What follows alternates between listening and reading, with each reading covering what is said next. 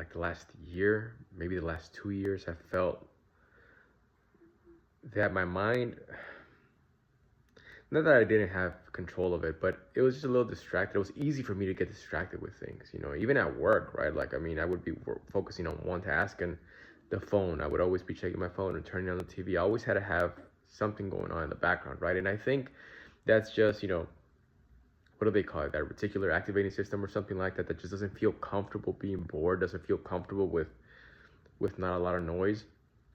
The thing is that that's something that, if we go back in time before all these technological advances that we have, people were comfortable being just with their mind. You know what I mean? Just comfortable, whatever. If they're tending to their garden or they're out in the fields working, right? They can, they don't need to have loud music. They didn't even have music. Maybe they would sing themselves from time to time. But you know what I mean? Most of the time it was just the sounds of whatever was around them. They didn't have a lot of noise, a lot of distractions, a lot of, obviously, no gadgets or anything like that. So the point is that they were comfortable with just sitting there doing one thing, and just being with the thoughts, or sometimes just being thoughtless. And I feel like, well, not I feel, but I see it today with myself, that it's just a little bit more uncomfortable, just walking without your phone, or, say you walk your dogs in the morning, and myself, I always have to have my phone, or I see other people with earphones, right? It's like, can you just walk your dogs without anything? Like, pretend you live in the 70s. Literally, just everywhere you went, there was no phone, there was no music. It was just the only sounds were the ones that are going to be around you, or,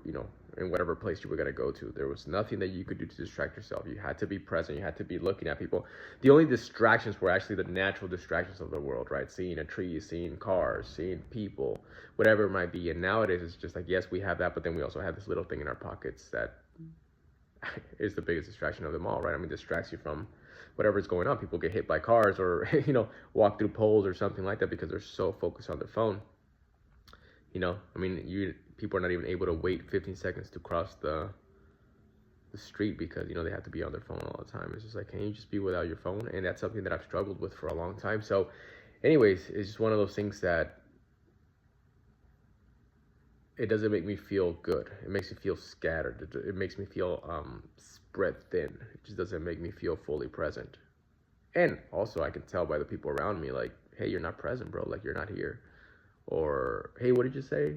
Because I'm listening, but I'm on my phone, rather than just putting the phone down and just looking. So it's just one of those things, right, where I think attention and focus is missing in our lives, where we have bad habits that have stopped our brain, or rewired our brain almost, to crave distraction. But when you're so distracted, you cannot accomplish anything. I mean, think about it. If you're at work